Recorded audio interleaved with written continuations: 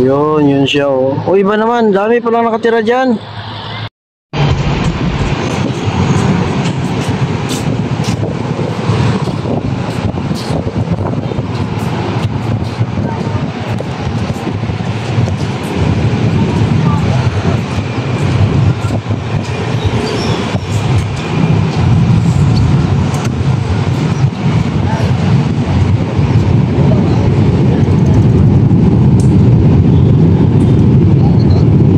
So may nakita tayong tao na bumaba guys ano diyan sa kabilang tulay.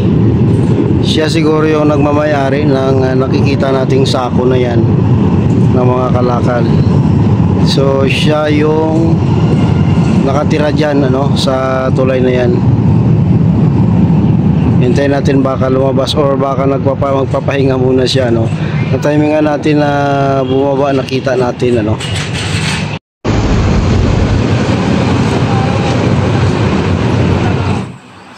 So itong MacArthur Bridge kasi guys, no, dati no, ito ay naging lungga no ng mga kapatid natin. So, siguro walang bahay, and then yung mga lulong no sa pinagbabawal na gamot.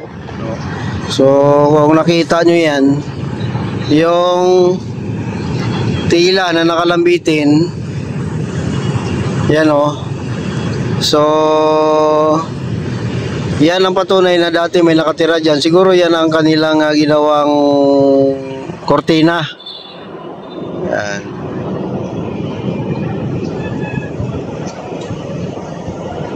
Tapos siyempre kahapon no, nakita natin yung sako ng kalakal ano. Ngayon naspatan natin na yung may-ari ay bumaba no diyan mismo sa yun siya yung paa niya guys oh, yan oh. Yan o. May kasama siya guys, ano?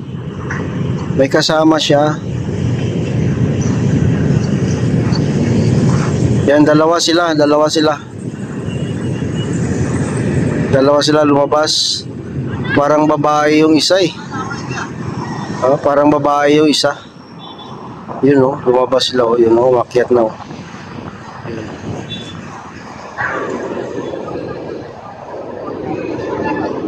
Yun ang isa bumalik. So bumalik yung isa lumabas na. No, yun yung siguro yung kanyang asawa. Yung isa nandoon na sa taas no, naglalakad. Yan. So, diba? Malayo kasi pero kung may camera tayo na pang long range, talagang kitang-kita yun ang ano nila, pero siyempre kita pa rin naman natin ano na tao. Pero kung may long range na camera tayo, kitang-kita talaga yun ano kung sino o mukha nila. Pero gano'n man, ito ay patunay na yun pala yun no, sila ang nakatira diyan. Siguro malaki yan dyan ano kasi parang may kwarto eh. Bakit mo dalawa pala ang nakatira dyan or mag-asawa siguro kasi parang ganito lang yan guys oh. Ang ilalim yan, ganito lang yan ano. Hindi tayo makapunta doon, dito na lang tayo. Parang ganun lang yan guys ang design ano. Yung binabaan nila, ganito lang yan. No? Bumaba sila, kumapit sila dyan, tapos baba sila, taapak sila dyan, and then so tama nga kahit na siguro sa lapad na yan kahit na 3 tao siguro kasya eh o diba? So parang ano kasi yan malaki na yan, kahit tumayo ka dyan pwede kahit tumayo ka dyan ano? So kung doon kumpara doon parehas lang yan ano? Sabangan natin ulit, baka lumabas pa yung isa ano, baka lumabas pa yung isa. So ang isa ay nagpaiwan sa loob o diba? So yan ano,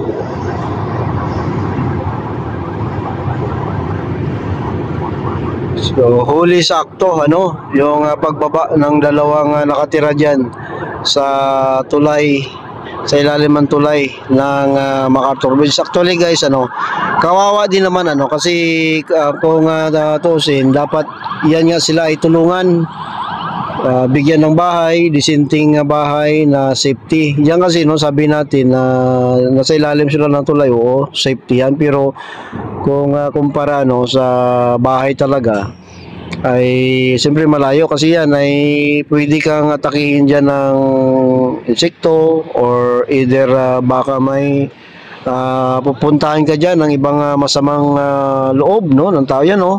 Yan yung guys, so may bababa na naman no. May bababa na naman siya. Yan, bababa na naman oh. So may bababa na naman, tingnan natin. Yan oh, galing ngayon, ganun palang ginagawa nila. Mahapak sila diyan. Pero iba naman yung iba naman yung bumaba oh. Ayan, may tinitingnan pa siya tapos suot siya doon. Madala siyang mga plastic, no? Parang sisidlan ng tubig, no? Parang parang may kinakausap siya. Yun na, pumasok na siya. Ang laki pala sa loob. No, ang laki pala sa loob. Yan lang pala yun, laki pala sa loob guys. No? Ang laki pala niyan sa loob. Yun oh, nakikita ko pa sila oh. Baka bababa na naman yan mamaya-maya. Abangan natin. Yan oh, nakikita ko yung paa niya guys oh. Makikita ang paa niya, nakatayo siya. Yun, parang may kwarto sila, no? So may dadaan pa na tugboat, ano? May dadaan na tugboat. Yan.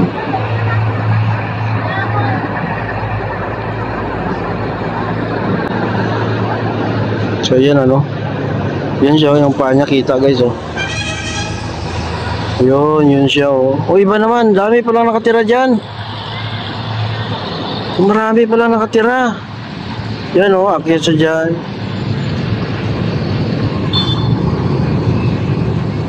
Akyat siya dyan. And then yun, doon siya dadaan. Yan. Dadaan sa top.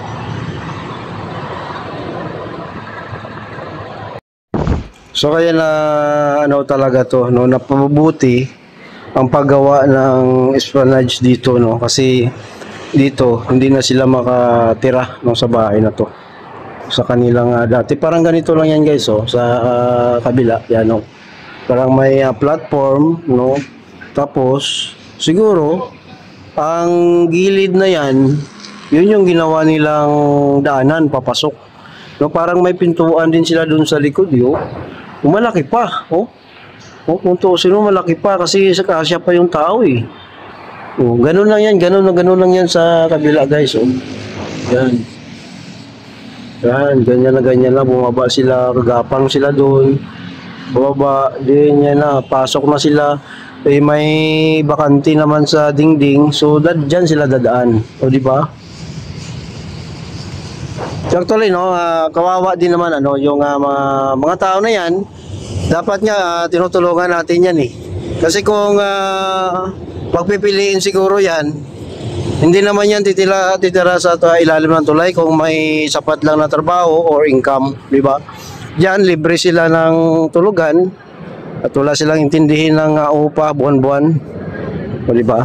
So ako naman guys sana itong ating content makita ito ng gobyerno para matulungan sila, o di ba? Hindi natin yan sila inaaway o naawa nga tayo sa kanila, di ba? So ito yung phase 4 guys ng Pasig River Esplanade. Sana mapansin ng ating pamunuan. Pwede naman silang gawing diyan maintenance ng pasyalan na to para magkaroon lang ng trabaho at hindi na makatira hindi na titira sa ilalim ng tulay kasi napakadelikado naman talaga diyan. So yan guys ang Pasig River Esplanade phase 4. So nakapasyal tayo dito ngayong hapon dahil nga maaga pa, no? Kasi minsan pag namasyal tayo dito or nag-explore ay gabi, no? Gabi siya. So hindi natin makikita ang view, ang ibang mga detalye. So yan ang Quezon Bridge, no? Yan, makikita natin dito. So ito naman, ito yung ginagawa nilang plaza na yan. Napakaganda nito. Kasi pag yan nabuksan, malapad at pwedeng magkaroon naman ng business opportunity dyan. Di ba? So nakakalika siya ng trabaho. Ito na, dami ng tao dito sa may likod ng Forest, Arroceros Forest Park. Yan, mga estudyante. Ito, paborito talaga ito tambayan ng mga estudyante kasi malapit lang ito sa University di Manila, no? Universidad di Manila. So nagpa-practice sila dito ng kanilang mga school activity, no? Mga sayaw-sayaw, no? At kung ano pa, no? Yun, no? Dami, oh. Yan. So ito yung Quezon Bridge. Tagos tayo dito. Sabi ko nga, di ba, ang apat na tulay ang nito, ang natagusan. Ang Binondo Intramuros Bridge, Jones Bridge, MacArthur, and ito yung Quezon Bridge. Kasama na dyan ang LRT. So ito, maraming estudyante ang nagpa-practice. Malamig kasi yung area na to, lalo na maraming punong kahoy. Guys, paki-click like and share po ng ating video. Salamat po. Yan po ang update dito sa Pasig River Esplanade.